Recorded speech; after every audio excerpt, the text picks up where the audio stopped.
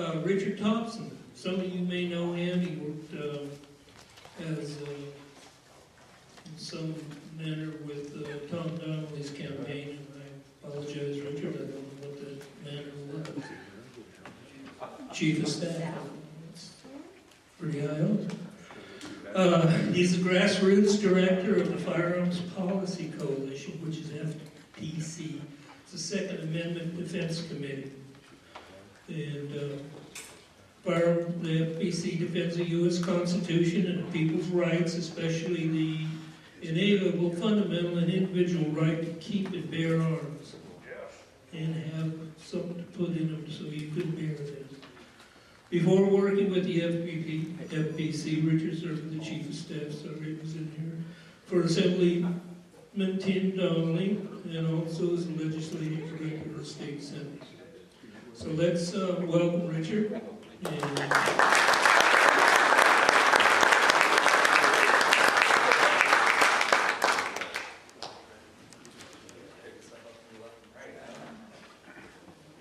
All right, thank you guys. I appreciate Larry inviting me up here. It's always cool to come up. It's kind of weird though to be on this side of the mic because I worked for Tim Donnelly for so long. I'm assuming you guys know who Tim is, right? I was his Chief of Staff. I worked for him for 4 years, and like I said, it's kind of weird to be on this side of the mic and not back there trying to get him to shut up because he's saying something he shouldn't be. So, anyway, so like he said, I currently work for Firearms Policy Coalition. We good? All right. And FPC, we're a registered 501c4 organization that's intent on defending the Second Amendment in California and also nationwide. We're akin to the NRA, but I like to think we do more, and we just don't get the name ID, unfortunately. We're also involved in lawsuits. We have currently the 10-day waiting period lawsuit, which is in the 9th Circuit Court. We also have a couple other lawsuits, First Amendment rights lawsuits.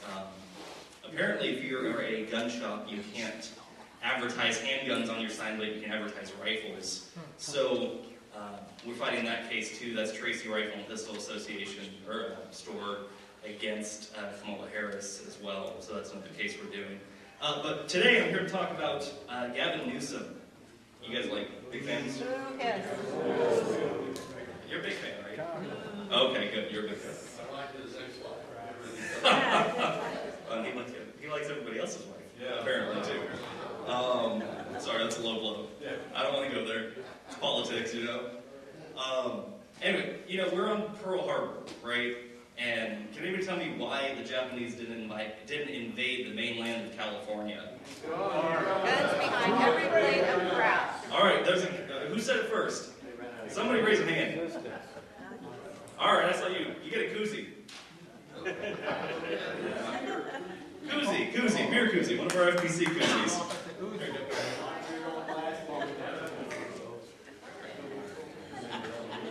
You're going to be my Chief of Staff today. Well, honestly, that's really all I did for Tim. I just followed him around and cleaned up his messes. So, you're hired. Anyway, so look, the Japanese didn't invade America because there was a blade of grass behind every gun, right? And people that knew how to use it, and we probably weren't even thinking at the time, but they probably had ammo too, right? And with the terrorist attacks in San Bernardino, which hit close to home for me because that was our district. I talked to people in that center all the time about their budget. I was told no, we wouldn't increase their budget, but they were very nice, and I talked to them. So that really hit close to home. I didn't know anybody in the shooting, but I knew people at that center. And today I think that rings true right now. If ISIS or any other terrorist comes to America, there's going to be a blade of gun behind every grass, except in California. So you have Gavin Newsom. Have you guys heard about what he's doing? Yes, no, lukewarm. No. He's just taking away our guns. Well, that's why I'm here to tell you, I guess. So maybe it's a dumb question. But, so basically, what Gavin Newsom wants to do, and you guys should have a flyer in there. It's one of the ones we produced. If you don't, they're in the back. And also, if you're in the back, feel free to grab some of our stickers and stuff, too, and put them on your truck or car or refrigerator, gun safe, or whatever you want to do. So they're back there, too. But anyway, so what Gavin Newsom wants to do is he's basically intent on instituting a bunch of bills that even the liberal legislature and Governor Brown have been too extreme in California. So a list of those, and I'm not sure if you are too familiar with bill numbers, but SB 53 by De Leon, SB 396, and SB 299 by, I think that was the gun runner, Leland Yee. He was a fun guy. So, you know, I really hate to get off point, and I kind of go on tangents sometimes, but Leland Yee was, his chief of staff came in one day and yelled at me and called me a racist because I got Leland Yee and Ted Lieu confused in a press release about gun bills, you know, and, you know, I told him, like, no, it has nothing to do with the fact that, you know, they're Asian descent or whatever. It's the fact that they have really terrible bills on the Second Amendment. I'm not racist, I just discriminate against people that have bills, right? So, you know, Leland came down after and apologized, the senator came down and apologized, and, you know, we were joking around with him, and Tim had said, hey, you know, Leland, if, you know, you really want to learn about guns or whatever, I'll take you to the range, and, you know, we'll have you shoot some stuff, you know, Richard could bring some of his guns, and, you know, it'll be a really fun time, and we could go grab dinner after, and, he patted Tim on the back and said, well, you know, Tim, that's a really great offer, but I've shot way cooler stuff than you will ever shoot in your life. And then a year later, he gets arrested for trafficking firearms to terrorists in the Philippines. So, that's, anyway. Sorry, so that's Leland Yee. So anyway, that's one of the other bills where Gavin Newsom is trying to institute is a Leland Yee bill. Yeah. Is he still getting his paycheck? Huh? Is he still getting his paycheck? Yeah, I hope. I don't know if they send it to Pelican Bay or not. But we were always joking around and saying, you know, that would make a really funny and cool office, you know, like a district office for a legislative district is a prison address, you know. But yeah, so no, as far as I know, he's in jail, which is probably the best place for him. So hopefully he wasn't responsible for selling arms to ISIS either. But anyway, so right. Well, we only do state stuff, so I'll let you hypothesize on who did that. So I'm sure you can figure it out. So anyway, there were 4 bills. SB 53 by De Leon was a bill that would have basically banned ammo unless you had a permit and had background checks and stuff like that. It never made it through the legislature. Even the speaker, I don't know if you guys follow the assembly too close. I know I had to, obviously. You guys know who John Perez is? He was the Speaker of the Assembly, liberal Democrat, was put in place by the unions. He even got up on the floor and said this bill's terrible and will never pass. So this is the kind of stuff we're dealing with, right? So stuff that either the governor has vetoed or Democrats in the Assembly or Senate have killed. So Gavin Newsom thinks it's going to be a great idea to go around the legislature because groups like the NRA and our group, FPC, and, you know, you guys are somehow influential in having Democrats kill these terrible bills, even though I would reckon that I really don't have a huge influence on, you know, what a liberal Speaker of the Assembly from Los Angeles does with gun bills. I mean, that's cool, he's giving me credit, but I just don't think it's me. So anyway, these bills have been repackaged, and, you know, they'll be on the ballot, assuming Gavin Newsom can get the signatures that are necessary. So he needs 368,000 signatures. You know, I've done referendums and initiatives, so it's probably pretty safe for him to... Oh yeah, he could just go to his city and that'll be that. But, you know, you probably want to get 500,000 signatures if you're doing one of these things. You're terrible, man. So you probably need 500,000 signatures, and he has $5.4 million in the bank. Now, what people typically do is they, you know, go out and they pay people to get signatures. What Dominic's doing is the way you're supposed to do it, and the way it was originally designed. You're supposed to go out and, you know, people who are passionate about an issue, go out and talk to their friends and family and churches and, you know, schools and whatever, and you get people to sign, right? Well, unfortunately, with politics the way they are, you now need to pay people to do it. So if you pay, you know, let's say the average is $2 a signature, or $3 per signature, sorry, you know, he has to pay $1.5 million. He has $5.4 million. You do the math. I'm not very good at math, but I could. Where's he getting the money? Well, that's an interesting point. I don't think it's Leland Yee. He's in jail, remember, he's not getting a paycheck. There's just massive donors. Michael Bloomberg, there's no limits on the amount you can contribute to an initiative. So if somebody wanted to write him a check for $1.5 million to collect the signatures, if Michael Bloomberg wanted to come in, or some of these techie billionaires who really don't understand anything besides how to make good products, or, don't understand economics, want to come in and cut him a check for that amount, they're more than welcome to. Consequently, if any of you want to cut us a check for $1.5 million, I'll be happy to talk to you after.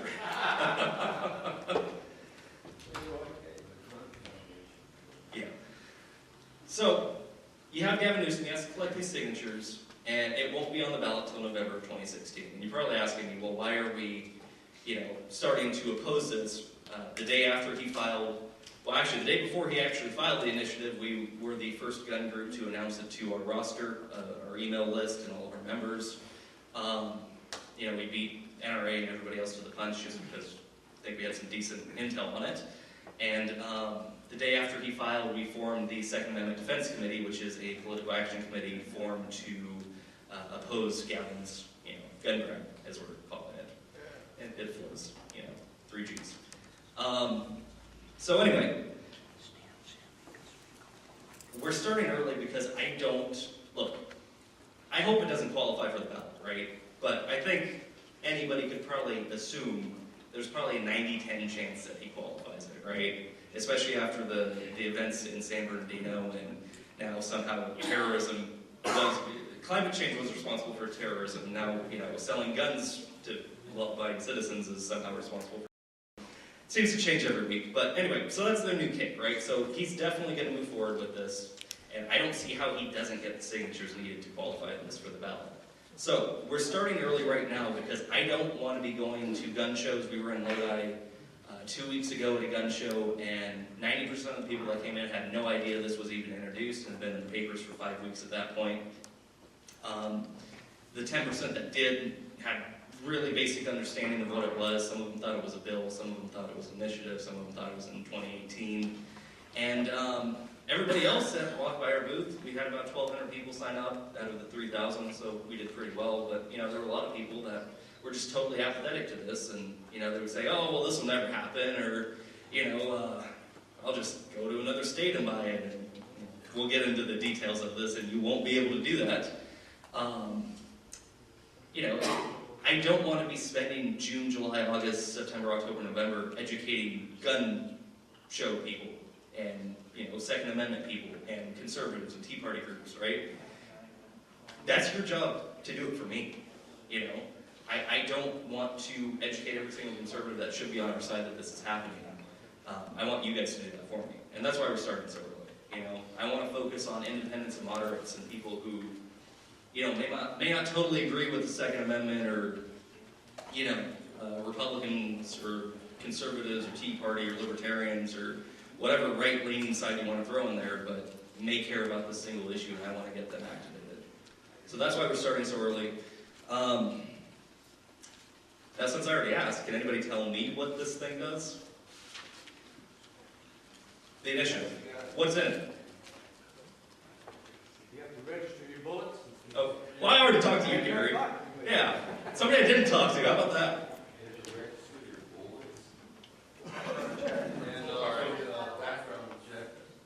All right. So the first part of it is you're going to have to go to DOJ, or you're going to have to go to a store, right? And if you want to purchase ammo, you have to pay $50. This is assuming it passes, of course. You would have to pay $50.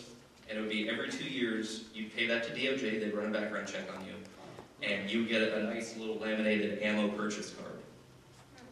So, that's step one of this, right? We can buy ammo from the crooks, okay? Well, you said it, not me. Yeah. So, you'll have to get this card, right? It's going to take 30 days to get to you. So, if you're going out hunting or shooting with a buddy, and you want to get ammo right then, sorry, you should have planned 30 days ahead when you knew you were going to go shooting like anybody. I don't even plan a day ahead, so I don't know how that's possible, but yeah, go ahead. If you guys have any questions, by the way, feel free to ask, or we can do it at the end. I don't really care. What if you already have ammunition? What was that? What if you already have ammunition and the bill passes? Are they going to make you register the ammunition you have? We'll get to that in a second. That's up for debate. There's really no clear answer. Yeah. So it's grandfathered in.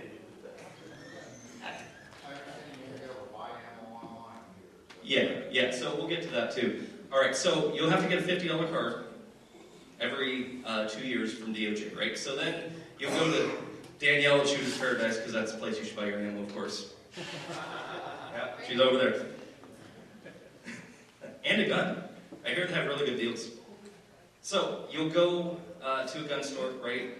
You'll get, I don't know, whatever you want to get. Let's say you're going, shooting some birds, so you get a box of shotgun shells or something, which will count as ammo, even though some people think it won't. So you buy a couple boxes of shells. All right, you go to check out. Guess what the store clerk has to do? They don't just take your name. The ammo is registered to you. It will be in a statewide database, and that DOJ or law enforcement or game wardens will be able to have access to. And you'll have your ammo registered just as your guns are registered, and it will be specifically to you.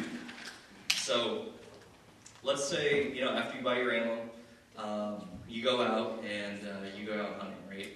You go shoot some birds or whatever, and or to the range or whatever. And you run out of ammo and your buddy has some more ammo. And you're like, hey, toss me a couple of shells or rounds or whatever. And they do it. Whatever, no big deal. I mean, who cares, right? So if you're hunting, or if you're at a range or whatever, and a game warden catches you, and as we know, well, if you don't hunt, maybe you don't know, but game wardens don't have to have any reason to search you. They can just do it whenever you want, which I think is blatantly unconstitutional, and I've really been, I would love somebody to do a lawsuit about that, by the way. But that's a side note. So if they catch you sharing ammo, right, and they search your belongings, and you have, I don't know, brand A shotgun shells, but you're only registered for brand B, and your friend has that box registered to him. Guess what?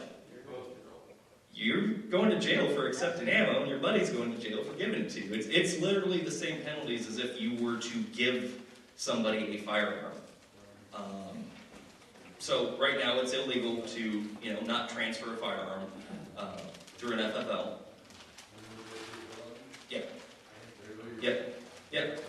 Yeah, exactly. So, if you do commit that crime, you're going to jail, and also you lose your gun rights. Which is totally stupid. I mean, sorry. There's really no other way to describe it. But, so you're out there, and, you guys share ammo or whatever. You're going to jail, felony.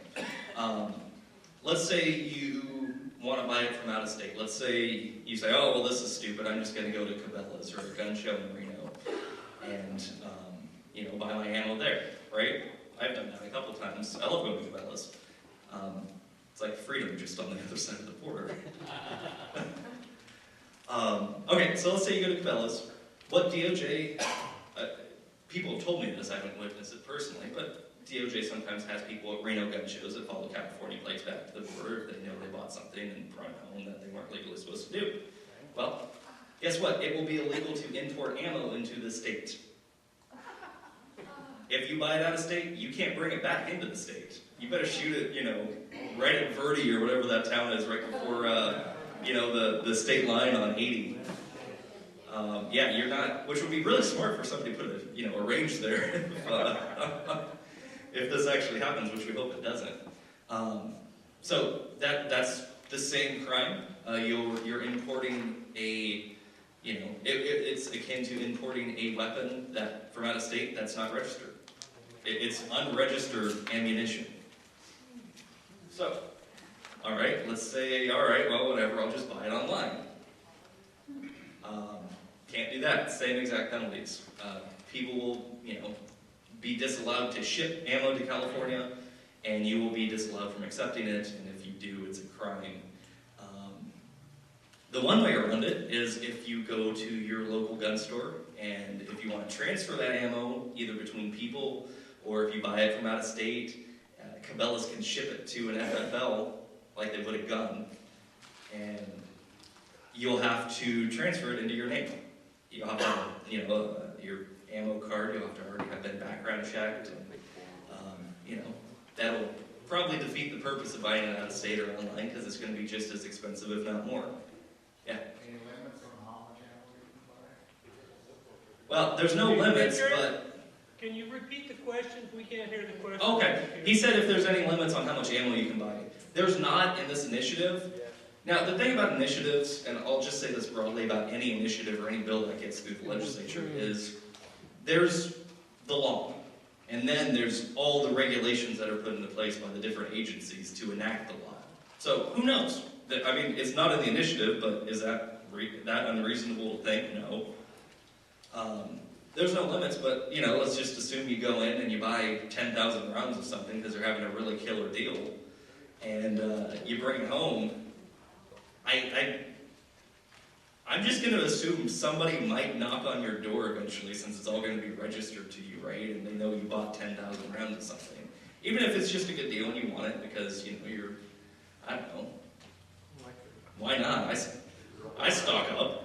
Okay, Richard? Yeah. Yeah. Do you personally own any firearms? What kind of question is that? All right, so he asked me if I personally own any firearms. I work for Firearms Policy Coalition. I'll just... Yes. Here's the second part of my Sure. Follow-up question. question. Are you going to comply with any of those laws if they pass? Because of my position, I don't think... Yeah. Yes or no? Well, because of my position, I think, as being a public figure, I guess I have to... Right. I'm trying to politicize my way around this, okay? It'd be great. Yeah, they know. How are you going to have a choice whether or not you're going to comply? If you can't buy it at a store, you can't buy it online, you can't buy it out of state. Most places out of state won't even sell to you here in California. Yeah, she said, how are you going to even comply? This has nothing to do with reloading, by the way. But if you share your reloaded ammo with somebody, it'll be a crime. But, look, another part of this law, and that's something I'll get into right now, is FFLs, gun stores, right, or ammo dealers. There's a whole list of regulations they're going to have to follow, too. So everybody at Shooter's Paradise that handles ammo is going to have to be trained and certified by the state of California. That's going to cost money. That's, unfortunately, the way economics works, it's going to be passed on to you. Sorry. It's not Danielle's fault. You have to be trained Yeah, you have to be trained and certified by the state of California. to buy the ammo. No, to sell them. Oh, they have. Yeah. All the ammo has to be behind the counter. It can't be out like it is now. So it's going to have to be, locked up in a case behind there. You're not going to be able to see, your different selections. It'll just be behind the counter somewhere, like the guns are. And, I have really bad vision, so ammo boxes to me are going to be really hard to see. Brown shirts. Right? And then, additionally, if they sell to somebody without a background check card, they're liable. They're liable for selling it, and they're liable for what you do with it. So if you were a criminal, I guess this law will make a lot of criminals. But let's say you're an actual criminal doing, malicious things with it, they're going to be liable, because they sold it to you without a background check and without your little stupid card. What we need to do, I've got a brother-in-law that lives in Reno. I'm gonna go over and let him buy it, and then I'm just gonna accidentally take it home. Well, that would be a crime if you're caught, so I'm just going to leave it at that. They're gonna catch me. Yeah. Okay, what about the people in Israel? What about if you buy it on a military base? What was that? What about if you buy the ammo on a military base where you can do it all over the state? Military bases, I'm not sure. Now, if you're a military vet, and there were a bunch of you, thank you, by the way, if you go just to get it, you still have to get a card. Now, I was going to save this for later, but since you brought that up, you guys will be actually one of the first groups to know this, because we just found out at 2 p.m. today.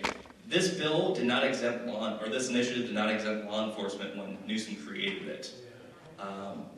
Look, I love law enforcement guys. I have a lot of friends who are cops. I think they're great. I hate their lobbyists. I really hate their lobbyists, though. Their lobbyists are scuzzy, okay? The cops are great. I like them a lot. Not so much their lobbyists, but that's lobbyists in general, I think, for most people.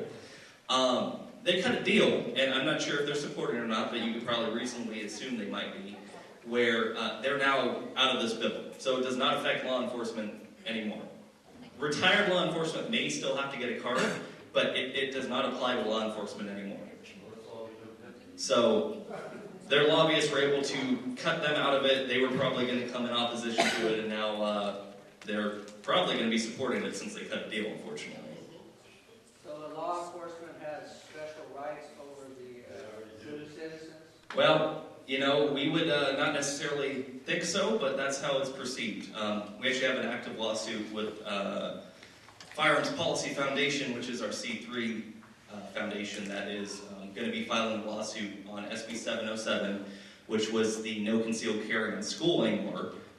Retired law enforcement. So keep in mind, law enforcement, I think, is a kind of different category. Retired law enforcement are just the same as you and I. Retired law enforcement was exempted out of it like they are of this initiative, and we're suing on a 14th Amendment basis that it's equal protection.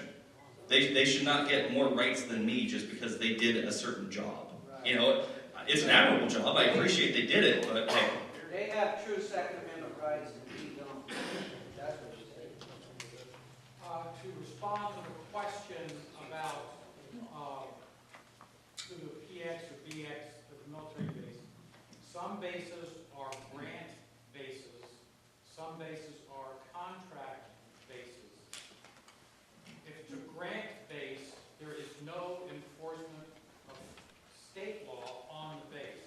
Okay. If it's a contract base, then law enforcement can come in and raid your bingo games because you can enforce state law on.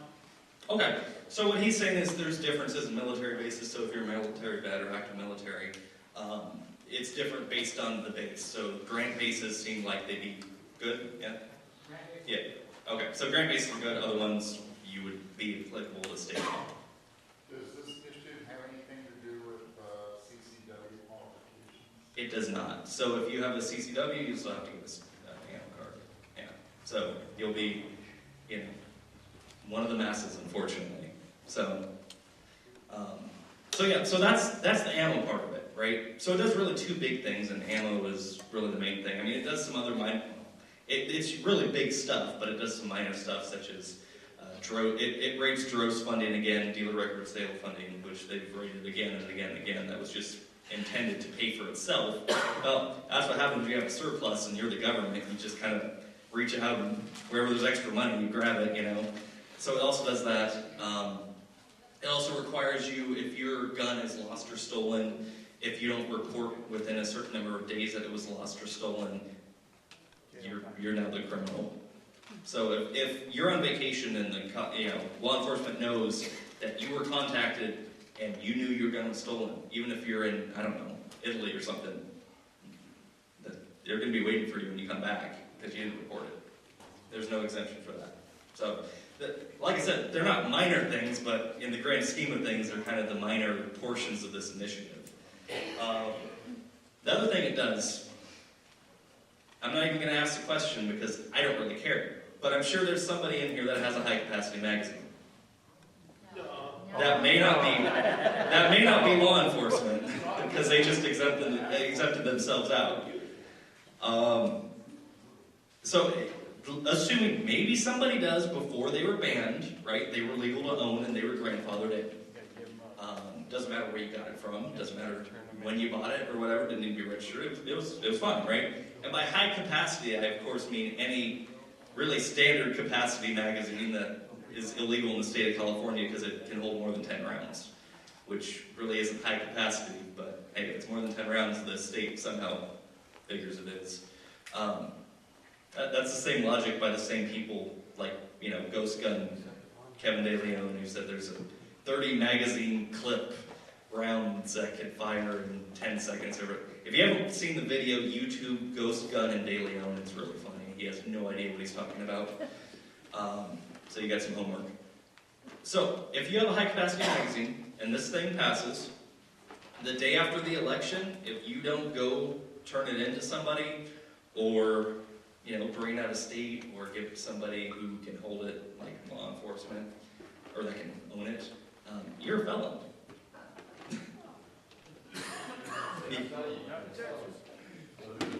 Well, exactly. I mean, if you'd have to sell it out of state, because every single high-capacity magazine or standard capacity magazine, depending on what verbiage you want to use, every single one of those is going to be worthless in this state because there's going to be no market for it. So how are you going to sell something that has no value? So the main goal of it is they want you to go in and destroy it, and be rid of it, and somehow one less magazine that can hold 15 rounds for your pistol. Put it on eBay. Well, somebody from out of state might buy it. But the point is, look, these things were grandfathered in. They're legal property. You own these. I mean, you paid for them. You own them. They were legal when you bought them. And after the ban, I'm assuming nobody has ever added an extra one to their collection. But after the ban, they're still legal to own. With this, though, it's just an illegal taking of property.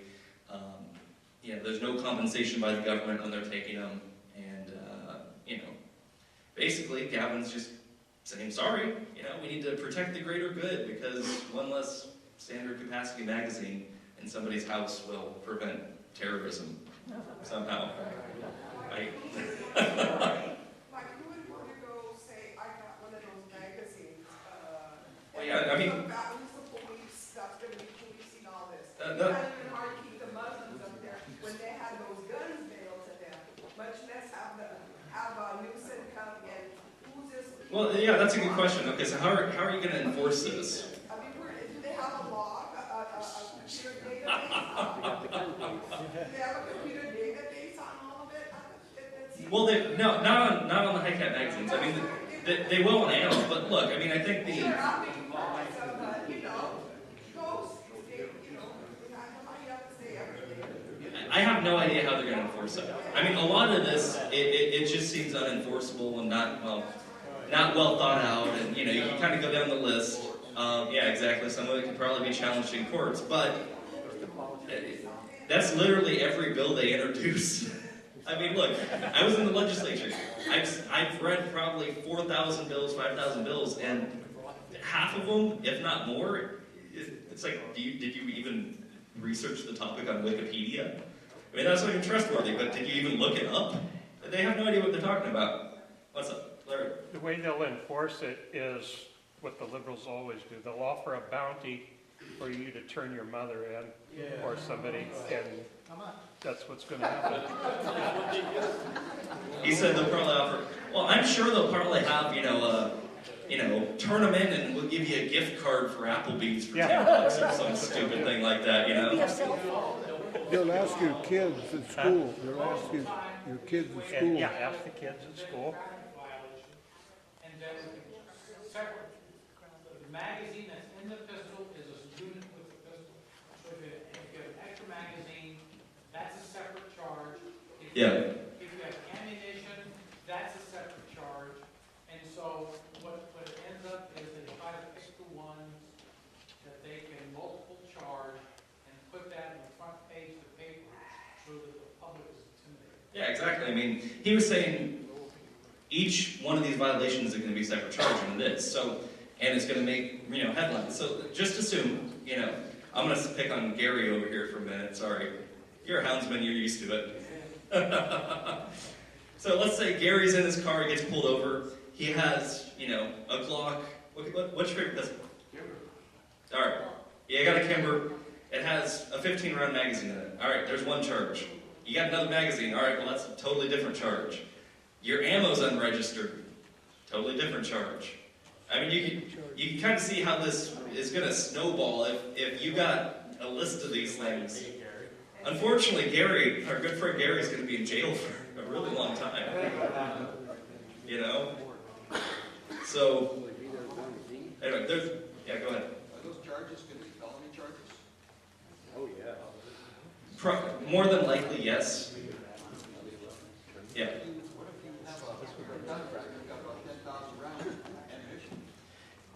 it doesn't have anything in there with stuff that you've already bought. I don't think they even assume people buy more than like a box at a time because they don't really know how it works. Again, they didn't, even ask anybody at all interested in guns about this, right? So if you have, 10,000 rounds in your closet, I have no idea what they're going to do with it. Technically, it's still legal. I really don't know. What do they do with reloading? Reloaded, again, another thing, they didn't research, they have no idea what that even is. Look, hang on, let me, look, the group that wrote this was the Law Center Against Violence. So they're a liberal San Francisco group. They've probably never seen a gun in person. They're akin to the Brady campaign, but in California, right? Yeah, the Brady Bunch. Reloads, there's nothing in it about it, and I doubt they left it out on purpose. They probably just have no idea. I mean, that's a lot of things. Like I said, a lot of the bills, they have no clue. The way they'll enforce it is the first thing they'll do is they'll do a media thing and say that if you turn it in, you get this much. Yeah. And a lot of people are going to do that because they're idiots. And then after that, the APS program. Door to door. Yep. Well, the APS program is so what Daniel was saying is they'll probably hold, get a stupid gift card to Walmart thing, and turn it in your high-cap magazines or ammo or whatever. And then the APS program is something that, is kind of, it seems like a good idea if you just kind of hear about it. It's basically armed prohibited persons, right? So if you're on the APS system, it's presumed that you're a criminal who should not own guns. Well, one, if you break any of these laws, guess where you're going? And two, it has stuff on there like marijuana charges from the 60s. And people get the wrong name and put them on. It's like the terrorist watch list, right? It's why they never catch terrorists, but, why like 5-year-old kids and, my grandma is harassed by the blue gloves of freedom at the airport. Yeah, exactly. More of them are on the terrorist watch list than the people coming through. It's the same kind of system. I mean, you can get on this without any reason, even if it's a mistake. They put in the wrong social security number or put in the wrong name or address. You might end up on it.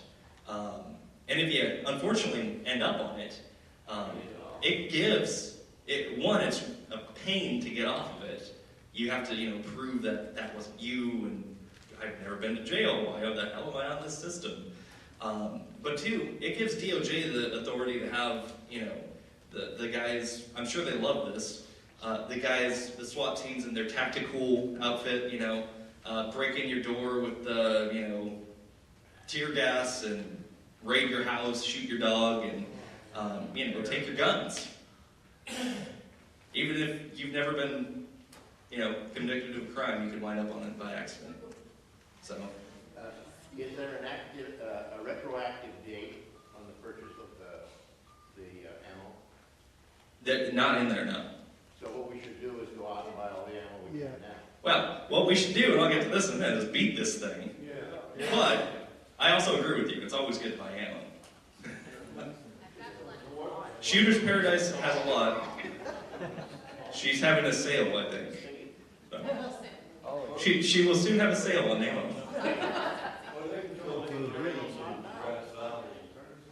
Or if you're in Grass Valley, go to the range, and this guy will help you out too. But what can we do as individual owners to keep this from happening? Well, I'm glad you asked me. I have an answer. Impeach Newsom. Hang on. Go ahead, Larry. And this is a fact. The answer to his question is elect a constitutional sheriff. The DOJ and the feds, nobody can So he said your county. The answer to this is, well, one of the answers is electing a constitutional sheriff. That is correct. Other answers are electing people that actually believe in the Constitution. Anywhere, it doesn't matter if it's your sheriff or not. I'd like to get more people like Tim in the legislature, and people like, Kevin Gosca de Leon or Darrell Steinberg or, any of those guys. I'll get into answering your question of what we do. So basically, let me let you know who we're up against, right? So Gavin Newsom is the proponent of this He is devoting his $5.4 million, well, possibly devoting his $5.4 million. He's also raising money for this. And like I said, if somebody wants to cut him a $1.5 million check, if they were doing it for governor, that would be illegal. You can only donate $27,000 to a gubernatorial candidate. I wish Tim had gotten more of those. But because it's an initiative, like I said, Michael Bloomberg, who you know is going to be on this, wants to cut him a check for $1.5 million to cover the cost of signature gathering or TV ads or whatever. It's totally legal. He could do that. So you also have Law Center Against Violence, Brady Campaign, Everytown, Moms Demand Action, and there's a whole lot of other ones. You're also going to get special interests. I wish we had the Sheriff's Association, police chiefs, and PORAC. I think they would have been on our side if they weren't able to cut a deal, but like I said earlier, they were able to cut a deal, get themselves exempted out of this. So, you know, because Newsom cut them out of the initiative, they're probably going to be supporting it. And like I said, that's the lobbying arm, right? That's not, you know, your local beat cop didn't cut a deal with Newsom and say, oh yeah, hey, exempt me out of this. You know, like I said, those guys, I wouldn't want to do their job, but it's the people they pay to lobby for them at the Capitol. And hey, you know what? They're doing what they're supposed to be doing. I guess, you know, they're effective and they get stuff cut out for cops and they get more funding and this and that. And that's what a lobbyist is supposed to do, so I'm sure they're getting paid a lot of money and that's great, but you know, when it comes to stuff like this, it's just unfortunate. You're also going to get, you know, teachers, nurses, hospitals, associations, people like that who typically oppose, you know, gun bills and support gun control bills and stuff like that because it's going to somehow make everybody safer by banning ammunition and guns and taking away your guns but not taking them away from, you know, drug cartels or terrorists or criminals. Sorry to jump back. That's the other thing about the APPS program is when I was in the Senate, we actually, the senator I worked for, didn't end well, but the senator I worked for the time, we were on the Public Safety Committee for budget. And they would come to our office and give me updates on the APPS program, and it was growing at a rate where every day they would take people off, but it would double the amount of people that were put on the system. They were only going after nonviolent people. They wouldn't go after criminals or people like that because it was too dangerous. You know? So they're going to take away, there's a story about it down in Fresno, they're going to take away the guns of somebody who had a felony marijuana possession. I don't even know the last time marijuana possession was a felony. But he had a felony marijuana possession charge in like the 60s or something. And they broke down his door. I mean, they had, you know, the full SWAT team guys, the mask, the tear gas, everything. They kicked in his door, and, you know, he probably, I don't know, probably gave me a heart attack. Or, you know, I might go to jail for shooting back or something, I don't know. But, you know, I mean, these guys aren't going after criminals. They're just going after people they can take guns away from and make it look like the program's working. Yeah, soft targets. Look, it's just like any other governmental program. It seems maybe like a good idea if you believe in something like that. And okay, I'll give that to you. But just like every other governmental program the state institutes or Congress institutes, it's a total failure. And that's this. It's been a total failure. They haven't cut down the list by any significant margin. We gave them, I don't even know how much money we gave them. I think we gave them like in the tens of millions of dollars. I don't remember. We give money away like candy there, so it's kind of hard. But, you know, we gave them tens of millions of dollars to enforce this program, and they came back like, oh yeah, we got this, you know, this pistol, or this, you know, little .38 revolver that can hold 5 rounds from, you know, this guy with a drug charge from the 60s. I don't know. Good job, guys. Anyway. SWAT guys have any conscience? Is there a question over here? SWAT that's breaking your house. Don't them guys have consciences? Well, I mean, What's wrong with them? that's a good question that you could argue they're doing their job, but I don't know. I'm not in that position. Yeah, I mean, you know, honestly, when I worked in the Senate, I had to do stuff I didn't necessarily believe in, but if I wanted a paycheck, you know, it's, well, either do this or hit the road. Unfortunately, I did the stuff and I still had to hit the road. But, so maybe that was a bad decision on my part, but anyway.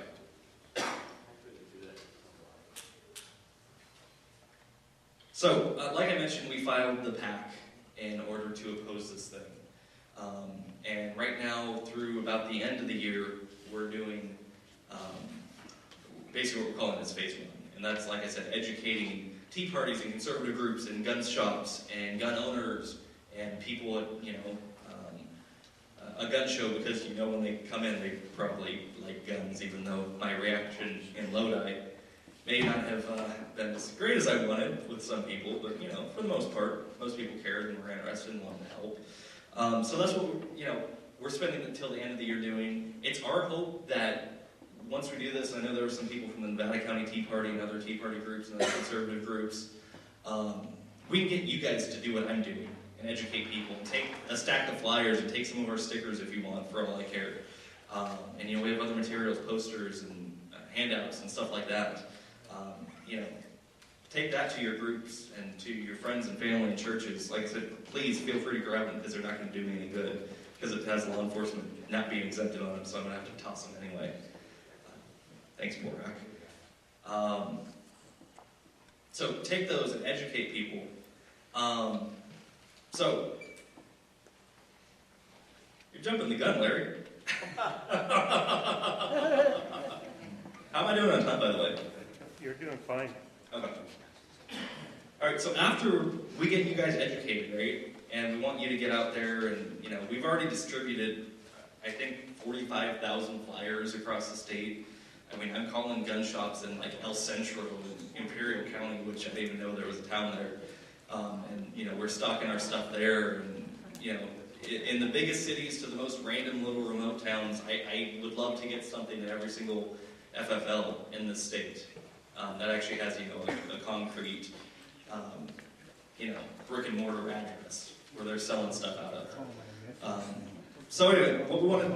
So do you have some new flyers, or is there something we can download so that we can print it up and spread it around? Yeah, there'll be new flyers. Like I said, there's also those back there. The only thing that's out of date now by like 4 hours is the fact that it would have applied to law enforcement, which we were trying to leverage to get law enforcement to be in opposition to it, and they just leveraged it the other way. So yeah, everything on those flyers is totally accurate, to hand out, and you can just, it's probably... Can we reprint it? So Yeah.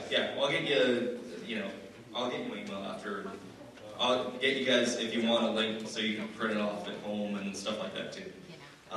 So phase 2, what we want to do for phase 2 and 3 and the remaining part of, the first part of spring and summer, and then obviously it really gets into election season, is after we educate you guys. I as much as I love coming up here, I think I've spoken here once before, and Tim's been here like 18 and a half times. I don't want to come back here. I want to spend my time educating independents and moderates and people who would probably never even think they'd be at a Tea Party meeting, even though they probably agree with most of the stuff we're saying. And I want to get them on our side, because, the GOP registration is at 26%, Libertarian registration is not very high. There's more of them than us. And in order to win this, we're going to have to sell this to everybody else too. And I think we can. So, does anybody remember the last time there was a gun initiative on the ballot? And by the way, if you get this question right, a whole bunch of free stuff today. I'll give you a copy of this book. It's Emily Gets Her Gun by Emily Miller. She is a reporter for the Washington Post. It's reviewed by such people as Rick Perry, Donald Trump, and Ted Nugent, so you know it's a pretty liberal book. I don't think anybody got that. But anyway, she's done some stuff with our group FPC and Calvin's Foundation, some of the other groups before, so she was nice enough to give us a couple copies. She signed it. So anyway, when was the last time we had... Huh? What year? 1984.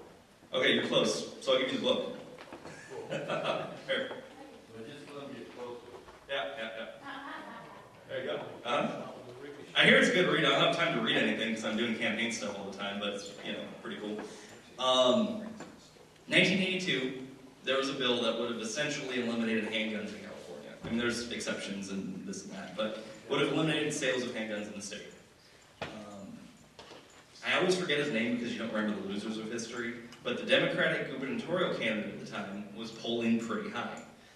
And remember, this was the 80s, so it was a little different demographics, but still, I think it's a lesson we could all learn on this. He was polling pretty high.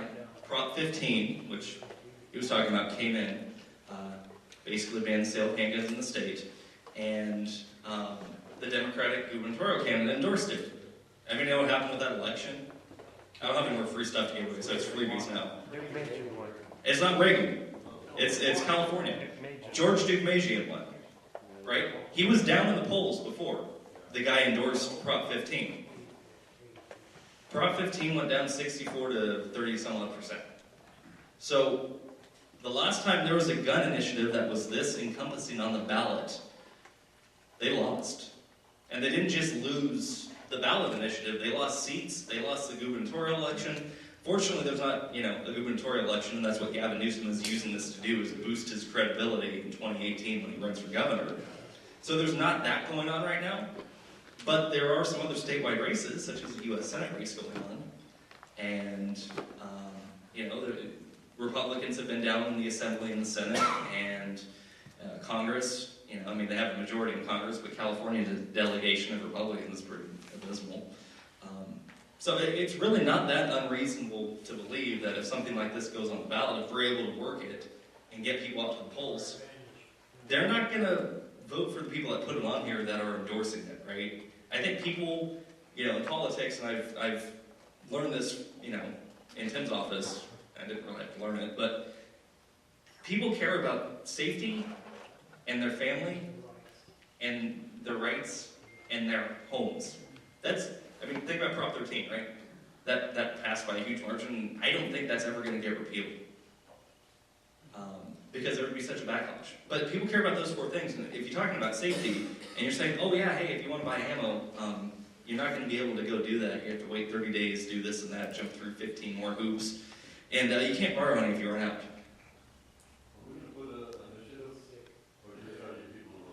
We're getting people to vote no. Yeah. Because that's going to cost me enough money as it is. Right? I would love to do that initiative, I just don't think we have the funding to do that. If you've got a connection, give me a... Yeah. Perhaps we should sign the petitions to get them on. Well, like I said, I really think it's going to qualify. If you have $5.4 million and you're dead set on getting it qualified, if you don't qualify it, it's because you really screwed up badly. Let them spend their money. It's a war of attrition at that point. If they want to spend money to collect signatures, let them do it. So, less money I have to spend against them. Or we have to spend against them. Acting like I'm funding this thing or something. They don't pay me that much. So anyway, we have the phases of the campaign. And is there another question? No? Okay. Just one quick thought. I'm saying neither of us. Has there been any thought for the other conservative governors to try to make an influence on it? Well, that's an interesting thought. He asked if there's any other conservative or Republican governors that could maybe influence this. I would think they would like to get involved. I would like them to. The bad thing is, and, I was going to close with this, but Gavin Newsom doesn't want to stop here. You've heard Jerry Brown just in the news recently talking about this, that Arizona and Nevada are now to blame for the terrorist attack. Climate change, gun control, Arizona and Nevada. So we're up to 3 things in just this hour that terrorism is caused by. Global warming. Yeah. Climate change, yes. It's not called global warming anymore because it's not getting warm, so it's getting cold. So it's just climate change at this point. But no, this thing, if it qualifies here, I guarantee you in 2 or 4 years in maybe 3 or 4 different states, they'll have this exact same thing.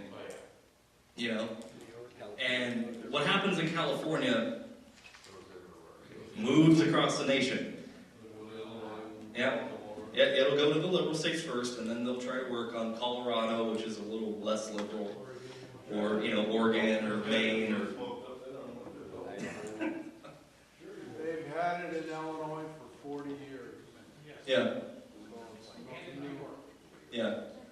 But if they're able to qualify it in California, and do it relatively easy. They're gonna keep moving on. So, Is there enough non-gun owners to pass it? it depends on who turns out. He asked if there's enough non-gun owning, probably Democratic-leaning people to pass this. I mean, it depends on turnout of the election, and if we have a good turnout and we're able to get our people motivated to get out there, I don't think they have enough. If we just have gun owners sit at home and not come out and not get their families and friends to do the same thing, then yeah, if we fail at our job and we're not able to get the message out, then it's on them. But it could pass, yeah. I've been reading stories about a lot of Democrats who love their guns and they're not going to. Yeah. Well, exactly. That's the same thing that happened in 1982, That's why it was such a huge margin. Demographics change, but they don't change that much. So, anyway, what can you guys do to help? If you go back, we have our flyers back there. If you didn't get one in the little brochure, go to stopnewsom.com. I'd love to get you signed up. It's stopnewsom.com. We thought about putting some other things instead of stop there, but we figured we'd keep it kind of PC. Newsom, Newsom. So stopnewsom.com, and there's a tab there to volunteer. We'd love to get you signed up. If you sign up for our email list, I'm not going to spam the hell out of you. I'm just going to send you some cool gun stuff. Every so often we have gun giveaways, so if you sign up, you can possibly win a gun too. So that's pretty good. So if you go there, the other thing, like I said, Gavin has $5.4 million, and I learned from Tim this is the time where you reach into your pocket and grab one of these envelopes and hold it up. And hopefully Larry will pass these out. Now, because I work for the gun industry, it's about 50-50 what I'm going to pull out of my pocket. It could not be an envelope and something else. But I'd love to get you guys to put whatever you think you can in here. And like I said, he has $5.4 million. If you could write me a check for $1 million or $2 million, come talk to me. I'll even throw in a free shirt. Yeah, I'm generous, Yeah, that's the most expensive shirt you will ever buy. Okay? But look, FPC is a grassroots organization. It's always been a grassroots organization. We survive on people giving $3 a month monthly. So if you can only afford $2.50 in quarters because that's what you have left over from parking, I don't care, toss it in there. That means one more person is actually motivated enough to fight this and help us fight it, and we'll get you signed up, we'll get you some cool information, and we'll get you some materials to give to your family and friends. So if you can't afford the $1.5 million, unfortunately, it won't give you a free shirt for a couple quarters. But we can talk about it. So. You can't get it away. Yeah, so Sacramento, I never buy my ammo in Sacramento even though I live there. Yeah, you have to put your thumbprint down every time you buy ammo in the city limits. So I always go outside even though it costs a little more at Just Guns. It's right outside of the city limits and it's closer to my house. I always go there and buy it because I don't have to go through the whole ammo registration.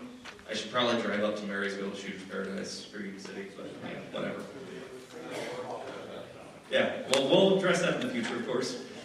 But yeah, so Sacramento's already doing a form of this, and this won't preempt anything. So whatever is in this that Sacramento is not doing, they're going to have to do what Sacramento's doing plus this stuff and report it to 2 different agencies. So. I got a question for you. Yeah, I'll get to you next. San Francisco, you say these cronies and liberals, a lot of them are out of San Francisco. Yep. And yet, San Francisco is a sanctuary city, and you have an illegal shot this young gal twice in the head for target practice, and it is against the federal law to have a sanctuary city. How come we can't do anything about that? So if this moron gets this through, why do we have to obey it? Why do the Christian conservatives have to obey the law and these moron liberals don't? Now answer that question. Well, I wish I could. I mean, look, you mentioned sanctuary cities. I work for Tim Donnelly. Obviously, if you know Tim, you can probably figure out how I feel about that issue, right? Tim, was the most anti-illegal immigration member in the legislature, so. It's all tied together as far as I'm concerned. Yeah, well, look, And if San Francisco prevented, If San the Francisco Constitution prevented, guarantees us the right to bear arms. yeah, San Francisco prevented So why do people we from have- carrying in their Why city. do we have to be afraid of this? We just pull our guns out and say you're not gonna take them. Well, I'm, How much are we gonna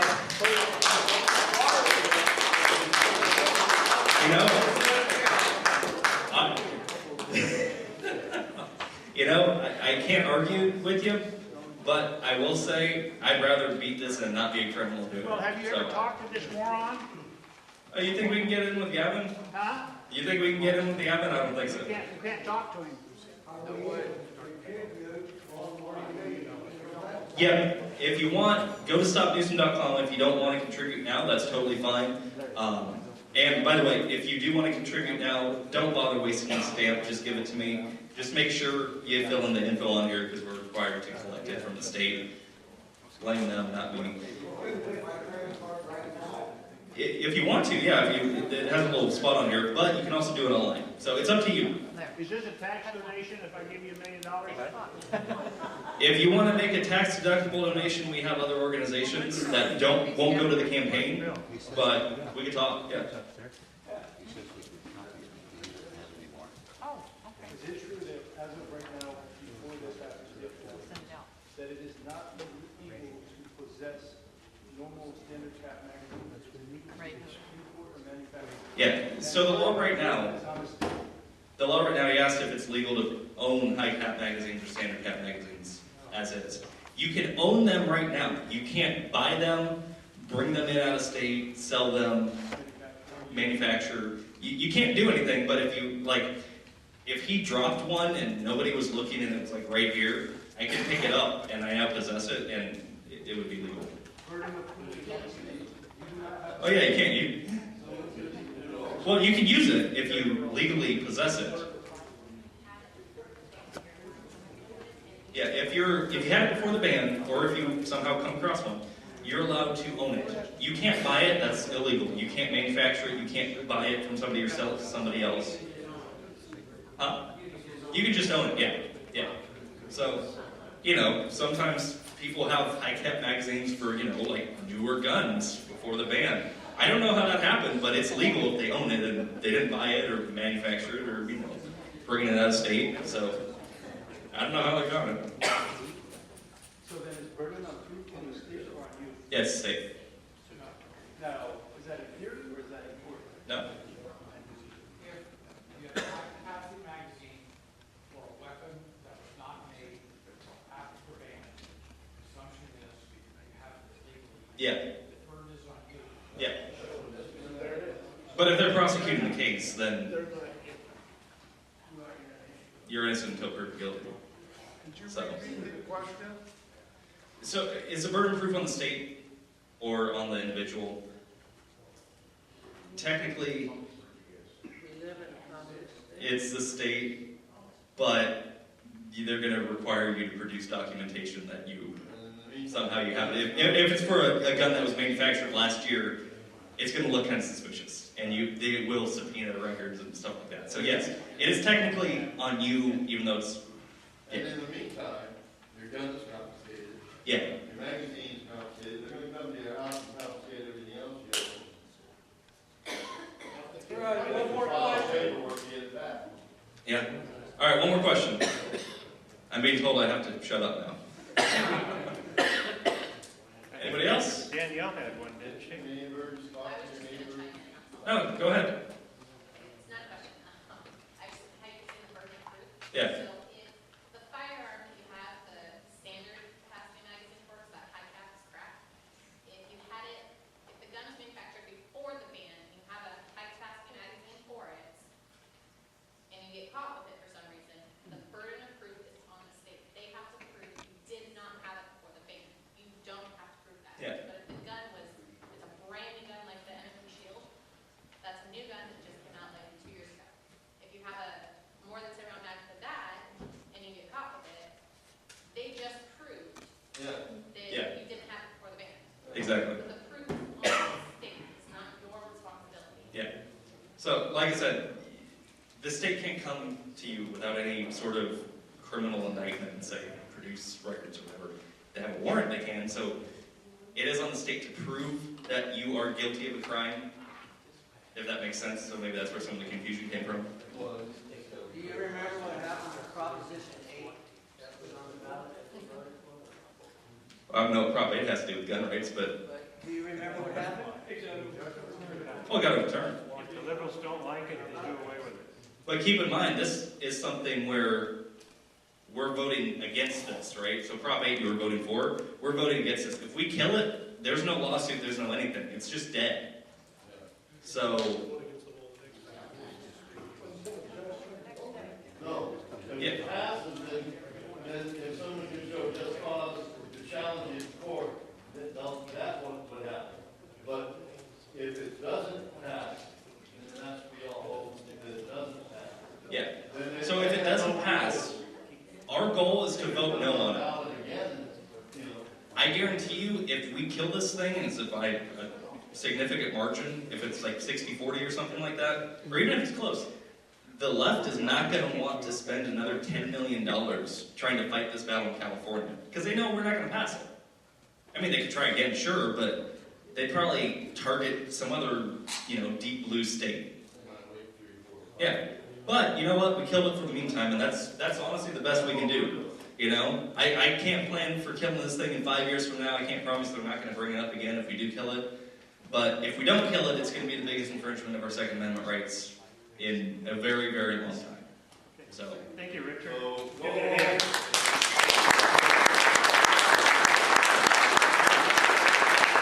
My name is Christine, and I'm with the Nevada County TeaParty.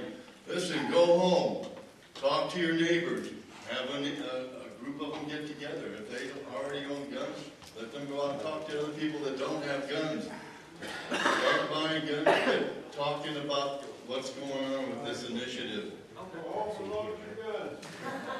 Locked and loaded all the time. And up in North San Juan, we got a whole lot. Yeah. But thank you guys again. We got one more question. I'm going to draw one more question. I hear that President Obama is talking about doing an executive order to take guns away from Americans. Is that possible? To take what? That he's going to do an executive order and just bypass Congress and make guns away. No. That's a sign of the revolution. No. I mean, the only thing, and this is getting way into the weeds of something totally different. Executive orders, they could use it for governmental employees and stuff like that, right? So you could, instead of passing the law, it's like a regulation on the governmental employee. But you can't, you can't constitutionally do that. So, anyway, thank you guys, I appreciate it. I'm going to stick around in the back for the rest of, you guys, your event here, and I'll be around if you have any questions or if you want to talk about donating. I'd love to talk about it or volunteer with you guys. Thank you again.